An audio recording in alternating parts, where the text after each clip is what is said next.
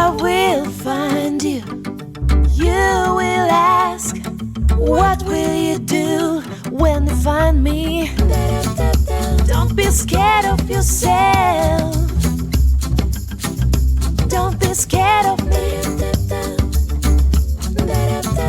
Don't be scared of yourself. Hi, I'm Dawn. And I'm Ashley. We would like to welcome you to the Work It, You Are Worth It podcast, where a couple of friends sit around and discuss healing, growth, and healthy relationships.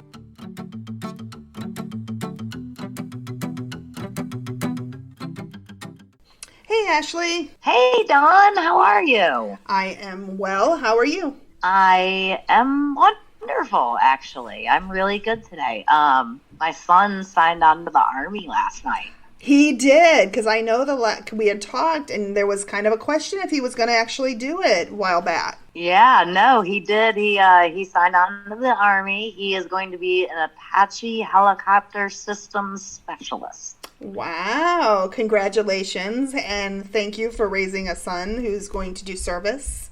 Oh, thank you. And thank you. I'm super proud of him. Super scared. Yeah. But I keep reminding myself that's out of my control. Nothing to worry about. He's an amazing child. He will be amazing, and just super proud of him. That's great. I'm very happy for you. I'm glad that he has found his path. I got home yesterday, yesterday morning at like 2:30 in the morning, and I have literally been just trying to make up sleep and energy, but I am glad to be home and into my own domain. We kind of briefly talked. There is a topic that you are interested in discussing tonight. What? Yes. Go ahead. Share it with us. Well, so in attending different CODA meetings, different 12-step meetings, in just different interactions in my day-to-day life even, I often hear people say that they allowed someone to do something to them. To be a little more specific, I allowed them to hurt me. I allowed them to use me. I allowed them to abuse me. I often hear people say that, and every time I hear someone say that, I get triggered. I allow myself to be triggered because I don't allow someone else to do something. They are their own people. They make their own decisions. They choose what they do. Unless I am your mother, I'm not allowing you to do anything.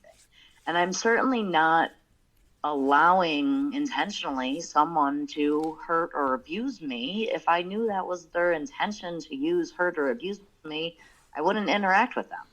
So to say that I'm allowing it removes me from the victimhood, yes, but then it immediately puts me in the perpetrator role. I'm not a victim anymore, but now I'm allowing you. I'm giving you permission to hurt me, which now I'm calling myself my own perpetrator. It just hurts my heart every time I hear it. It makes me cringe because I don't allow them to hurt me. I may allow myself to be in denial. I may allow myself to remain in a bad situation longer than I should for a lot of really intense reasons. I may allow myself to be victimized over and over daily by myself, right? By calling myself names, by repeating what that person said, by believing what that person said, by living as though what that person said was true. I may do all of those things, but I am not allowing anyone to do anything negative to me. And I feel really strongly about that. And I don't know why I feel but I don't know if you can hear it in my voice, but I feel really strongly about that. I can hear it in your voice. And my question, and I definitely want to talk about it, but I want to know why it bothers you so much. Because, right, that's, at the end of the day, that's what matters. It's not matters what anybody else says. It matters why it bothers you. I think it bothers me because I've been hurt a lot by a lot of very important people in my life. Mm-hmm.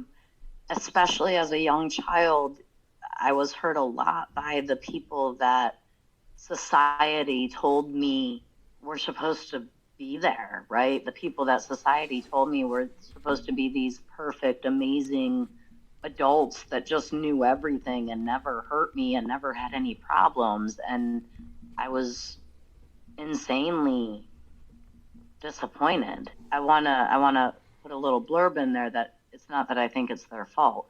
However, I was hurt. And by saying I allowed them to hurt me, I'm hurting myself again. And I've worked way too hard to love myself.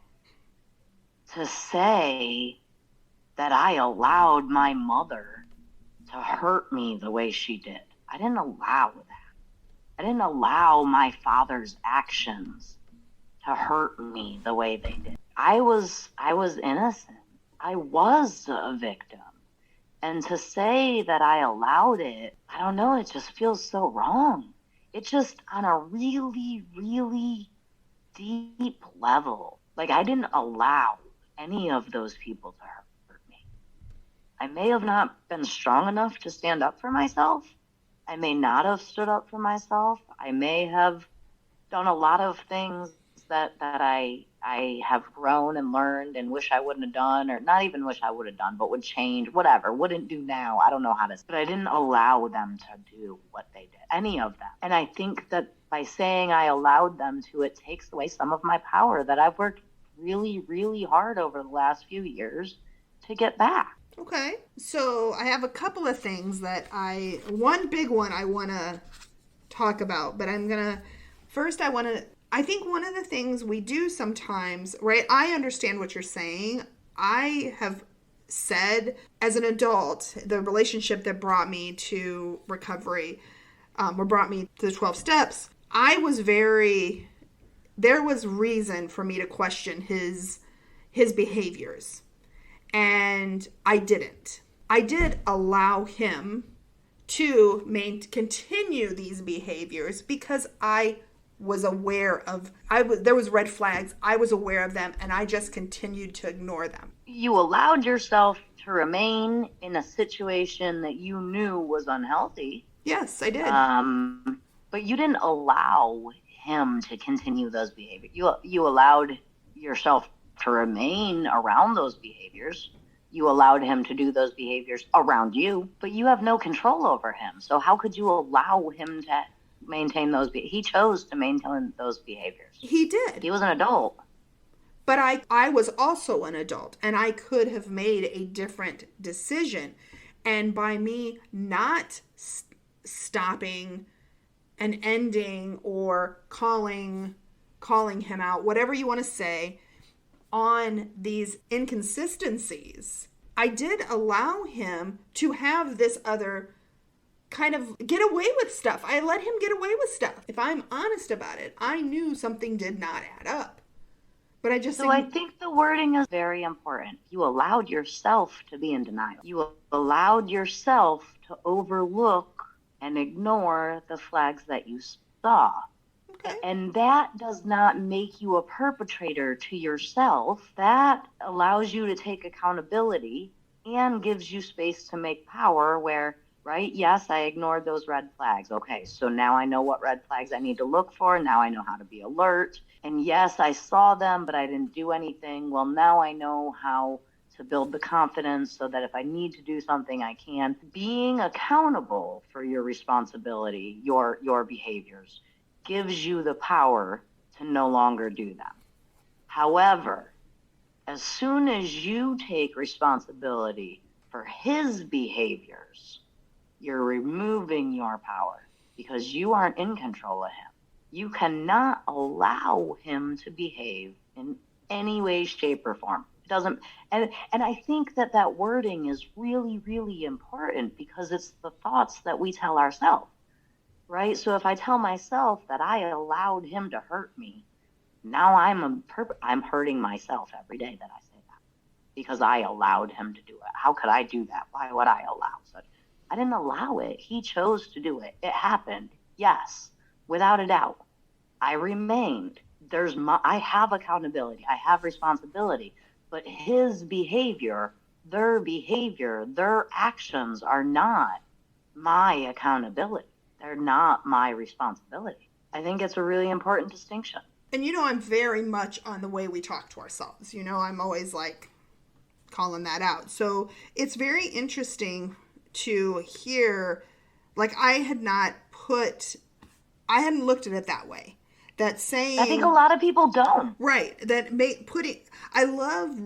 I love about what you said is that I've put myself into the perpetrator position, and I never would have considered it from that angle. I understand, like, I know what I'm trying to say and when I'm saying it, when I'm like, right.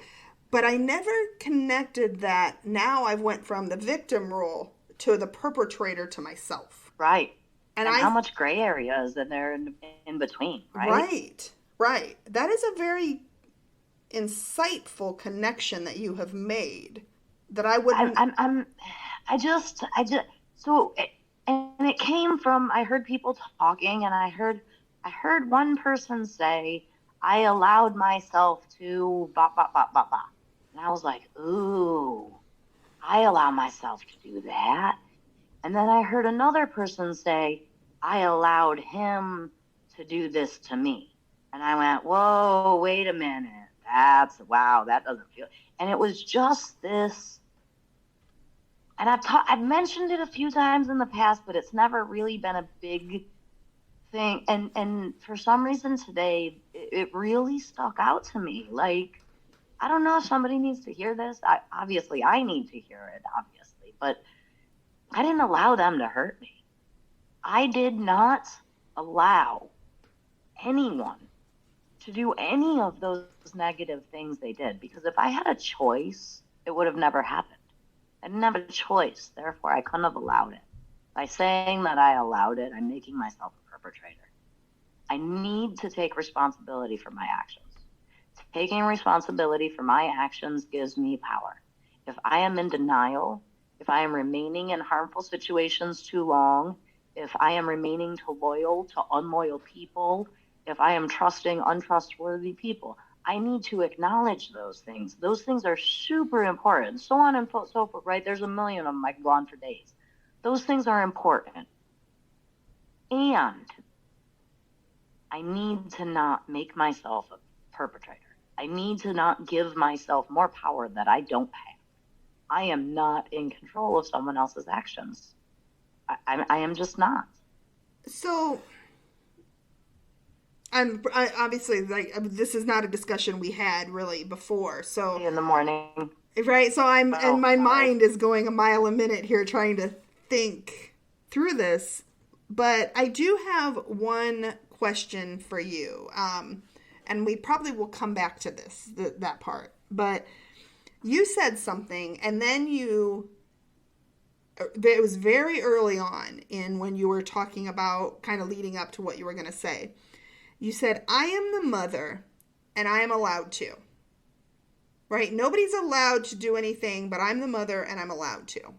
No. What I meant was if I am your mother, then I can say I am allowing you to do this. Right? That's only a mom can allow a child to do. Like, I'm allowing you to spend the night at your friend's house. Okay. I'm allowing you to go outside and play. So basically what I mean is, like, I am giving permission by saying you are allowed to. I allowed them to. Allowing someone to do something is giving permission to them. Okay. That's what I mean. Just like, I'm not giving anyone permission to hurt or abuse or mistreat me or be negative to me, right? I didn't allow my 10-year-old daughter, my 11-year-old daughter to roll her eyes and slam her door. She did that of her own accord. Now, I may have allowed myself to get angry at her for it, but I didn't allow her to do it. I didn't allow my 18-year-old son to go play downtown today after school without telling me. I may have allowed myself to react to the fact that he was downtown without telling me, but I didn't allow him to do it, right? By saying I allowed them to, or I didn't allow them to, that is either giving permission or not giving permission. I mean, I guess I hate to say it in this extreme, and I don't know if we even can, but I feel like by saying I allowed them to abuse me, I allowed them to mistreat me, what is the difference in saying I allowed them to kidnap me? I allowed them to rape me. I allowed them to murder me. It is making a victim a perpetrator. It's blaming the victim. There's no blame. It's just, no, it's not okay. And no, they did wrong, but I'm not looking at them. I need to look at me. I allowed myself to do whatever. I allowed myself to feel whatever. Whatever my accountability is, it needs to have nothing to do with them. It's not about them. What they did was what they did. Period. It was what they did. Period. It's their side of the street. That's their business. How I feel about it and what I do about it, that's my side of the street. That's my business.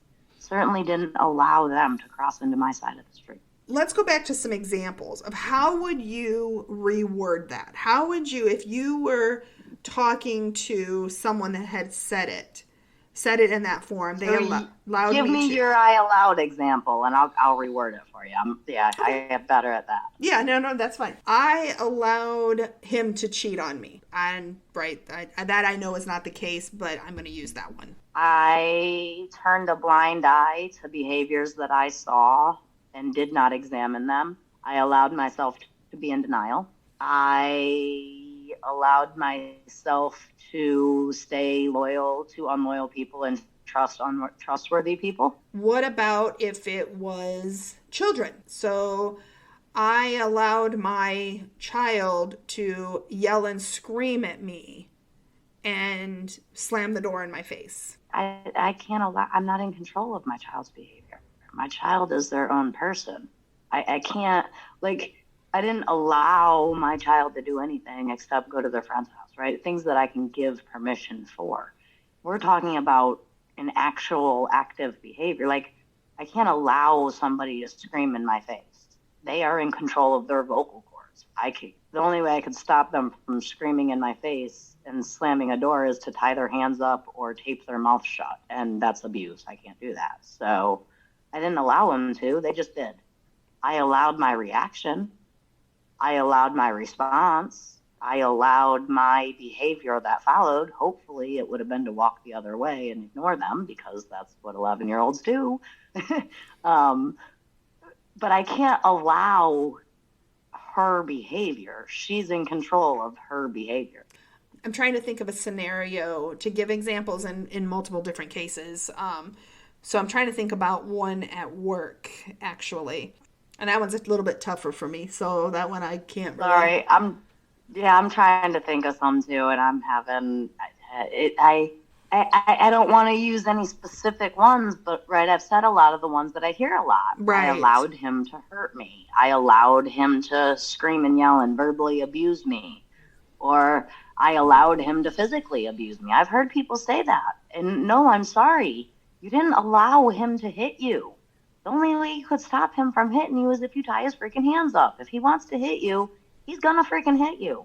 The only thing that you allowed is yourself to stay in harmful situations way too long.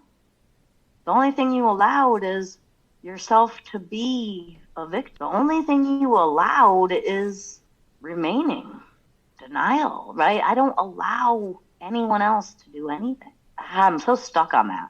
You mentioned denial, and I guess, if we look at the different characteristics of recovery, what would you say I am allowing this person to do to me?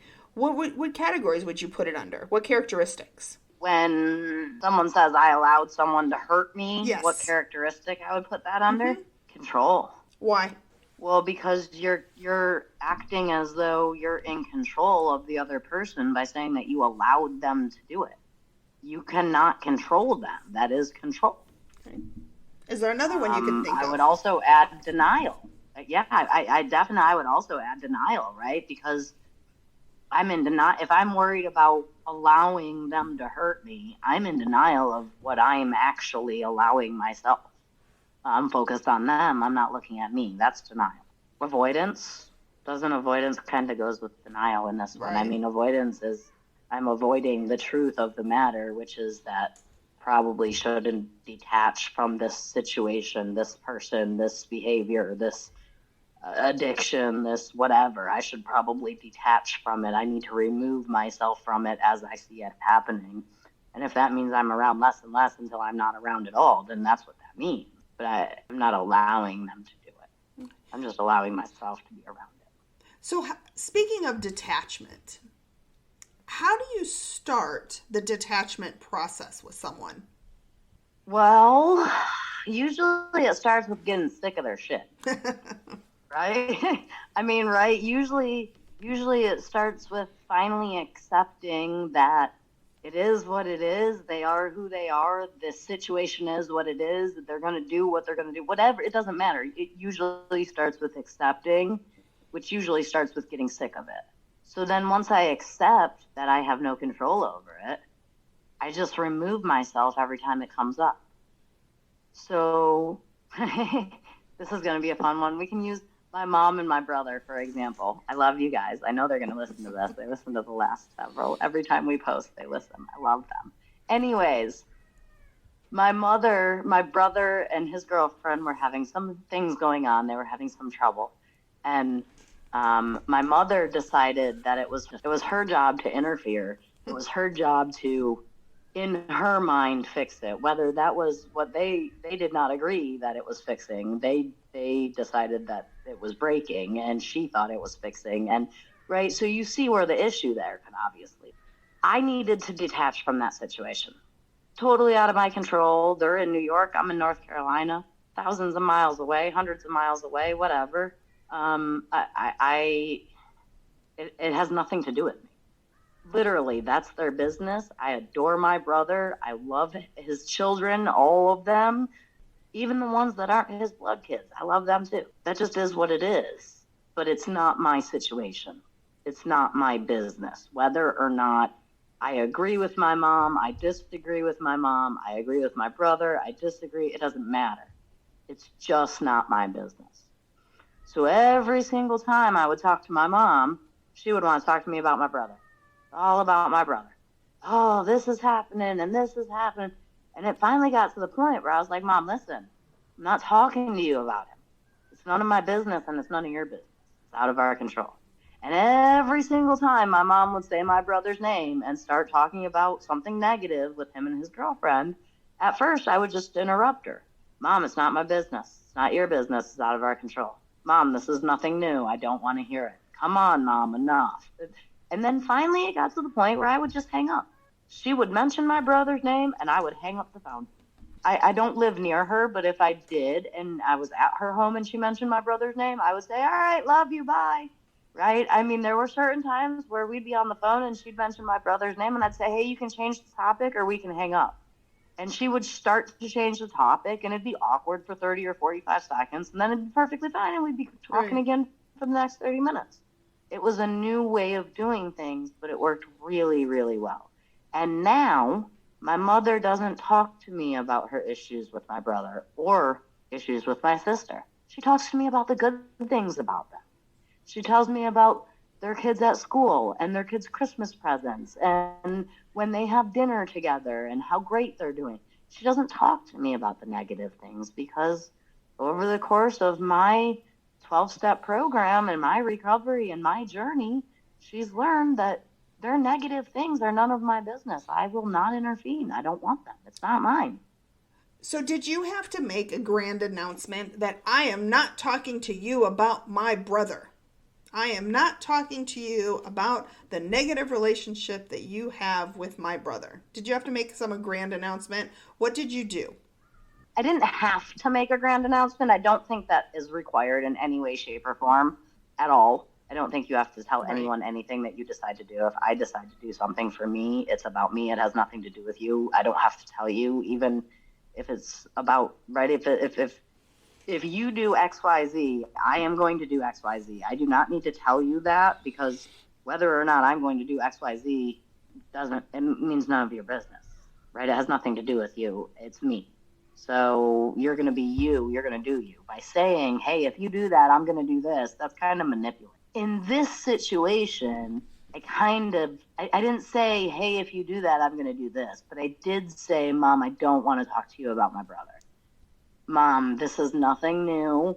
I've always known I don't want to talk to you about my brother. Mom, if you keep talking about Vic, I'm going to hang up. You can either change the subject or we can get off the phone. I don't want to talk to you about my, right? So it did. And the reason that I did is because it was new, right? I've spent 30 years talking on the phone to my mother about everything and everyone. And she would go on and on and on for hours about the people in her life and the people that she cares about and all of the bad things in their lives and all of the ways she was trying to fix it. And then I would go on with all of the ways I thought she could fix it. And for a long time, that was our entire conversation.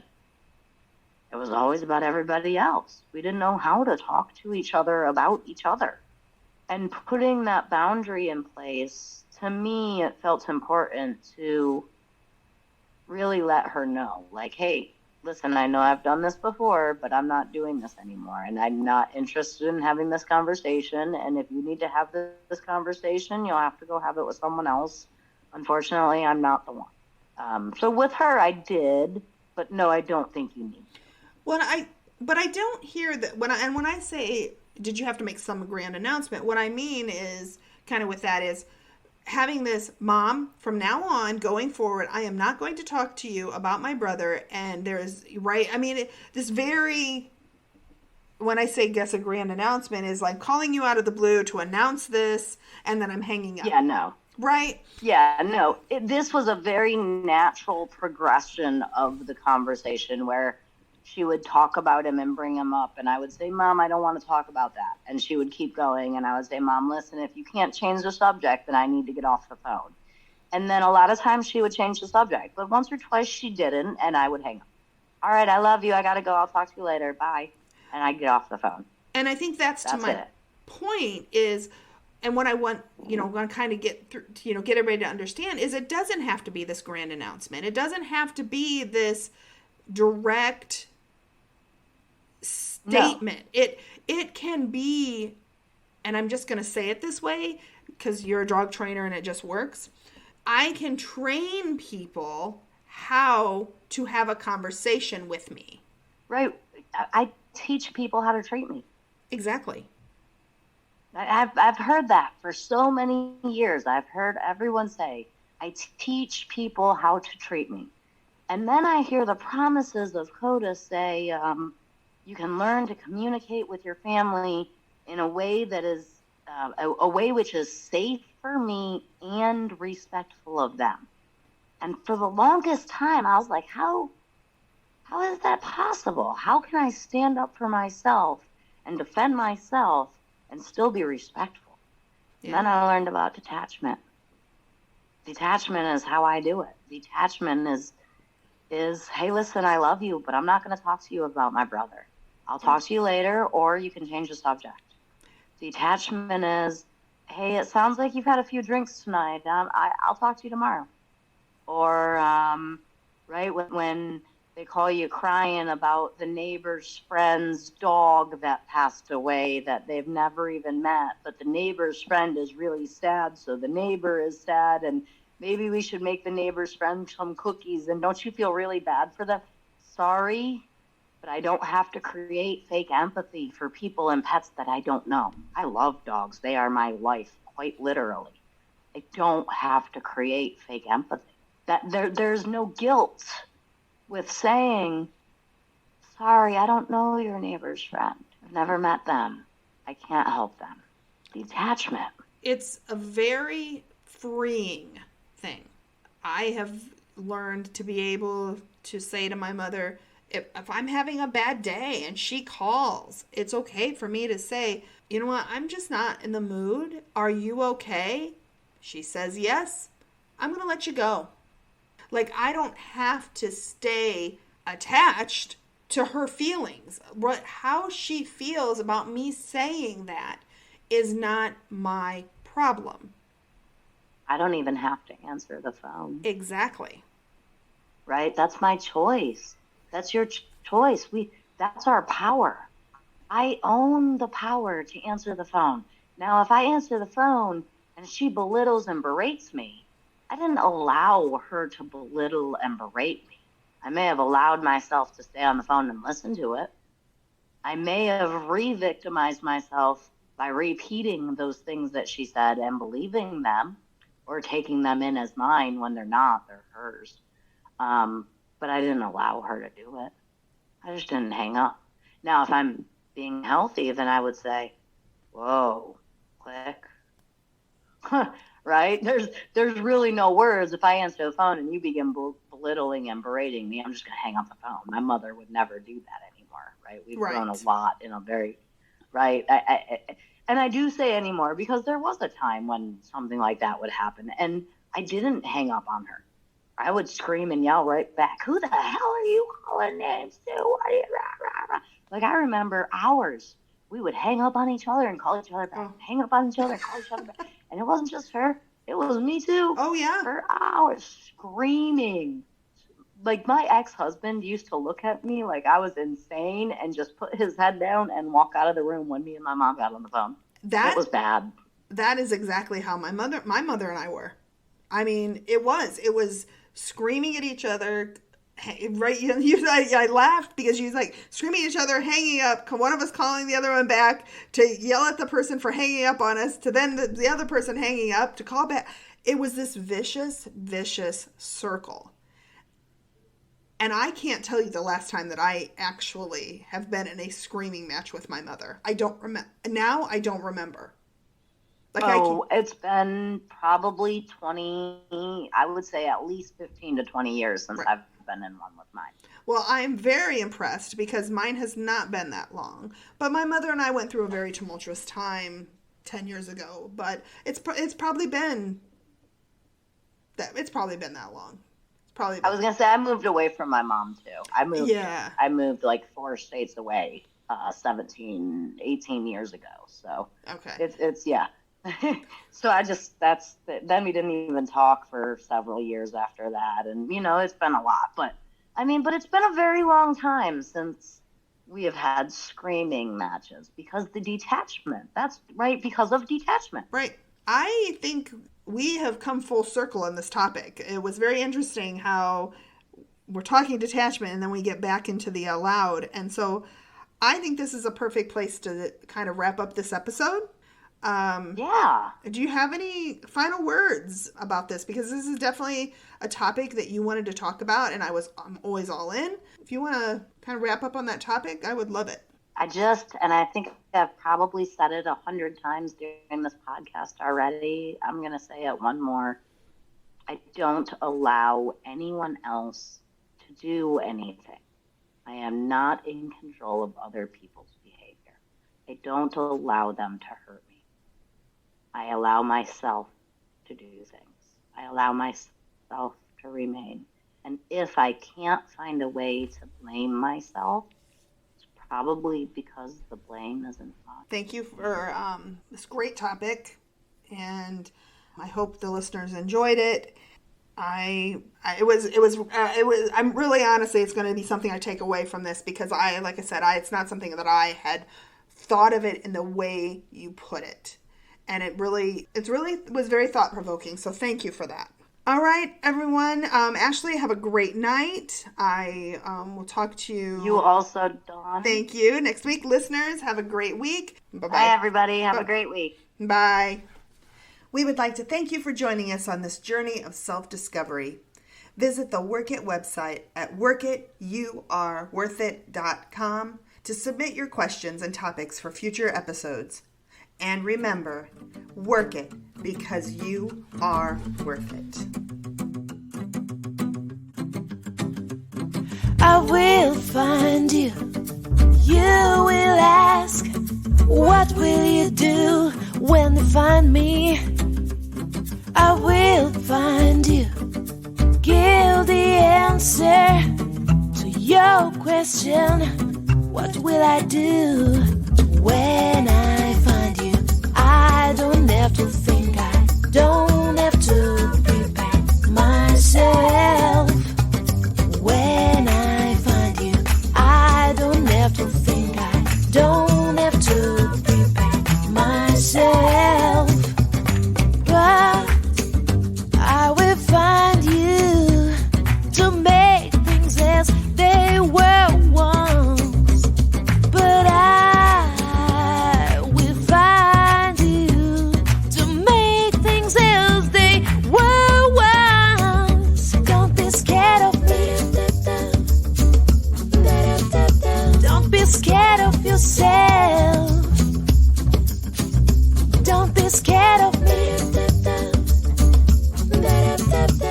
Don't be scared of yourself.